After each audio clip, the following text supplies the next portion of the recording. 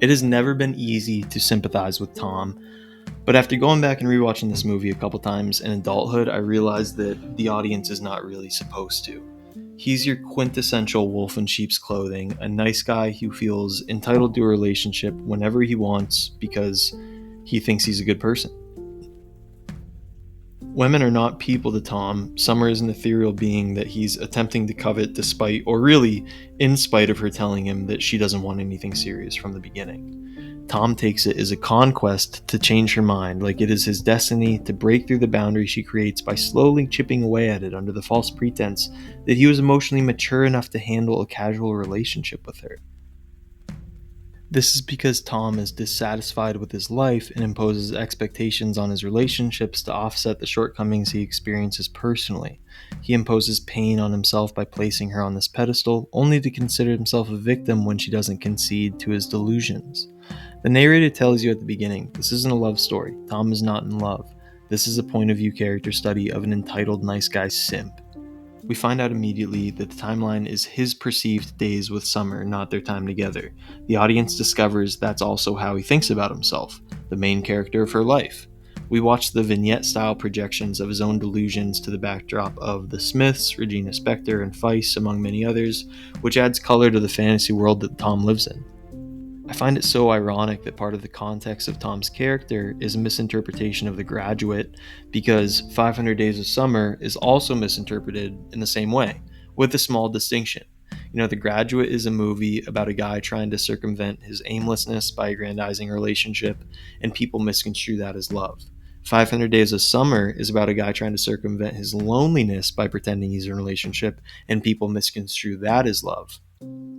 In chronological order, this film would be about a woman named Summer who slowly realizes that the coworker she's been spending time with has the emotional intelligence of the 13-year-old niece he's taking relationship advice from. At one point, Tom, a full-grown man, yells at Summer, "You're not the only one that gets a say in this! I do too! And I say we're a couple! God damn it!"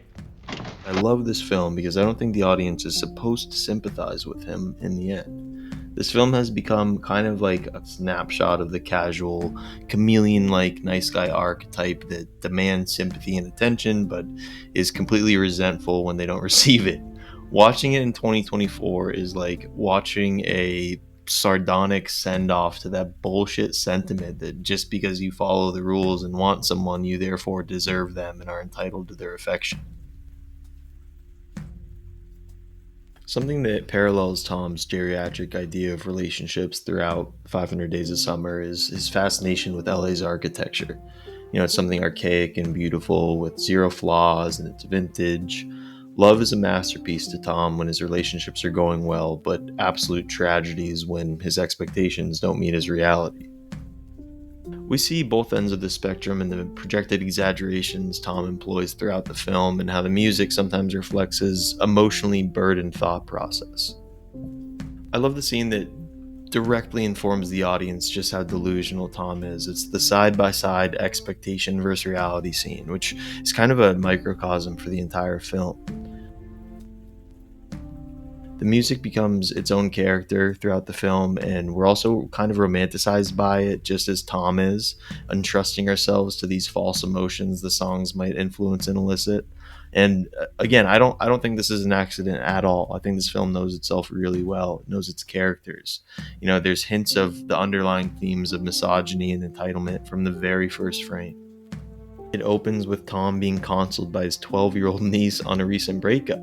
He fights this guy in the bar randomly, only after the guy questions Tom's ability to be Summer's boyfriend. And it's told out of chronological order to show the audience that it ends with Tom getting hurt, but as we walk through the events that lead to the pain we know is coming to him, we come to understand that it's kind of his fault. It's self-imposed. And then in the end, just after Tom shows some signs of personal growth with his newfound focus on architecture and ability to handle rejection in stride, alluding to kind of an understanding that his own entitlement and insecurity masquerading as a belief in fate is also what makes him put so much pressure on relationships, he meets someone named Autumn and interprets the coincidence of their names being seasonal as a call to action from his fantastical romanticized view of destiny and love. In the end, Tom learns nothing. This is the cycle of the casually toxic nice guy, which, if they told in order, would be impossible to produce because Tom is only likable if you begin the story with him getting broken up with. We learn that the default sympathy due for him at the beginning is a grift, and we only fell for it because you feel bad for anyone who gets broken up with until you hear the reasons why. The film is using the front page strategy of the nice guy playbook, which is victimizing Tom to build sympathy for him. Look at 500 Days of Summer from Summer's perspective. She tells him, from the start in no uncertain terms that she's not looking for anything serious. And he's like, yeah, totally got it, no problem. And then next thing you know, he's throwing first punches in her honor at some schmuck at the bar. He's getting relationship advice from his 12-year-old niece. And he's saying shit like, You're not the only one that gets a say in this. I do too. And I say we're a couple. God damn it. I can't think of a film whose protagonist is also the antagonist in a more thought-provoking way than 500 Days of Summer. Even if she reshapes her own ideas of love and grows as a person on her terms because she meets someone that coincidentally aligned with Tom's idea of love that he shared with her while they were together, that doesn't make Tom a martyr.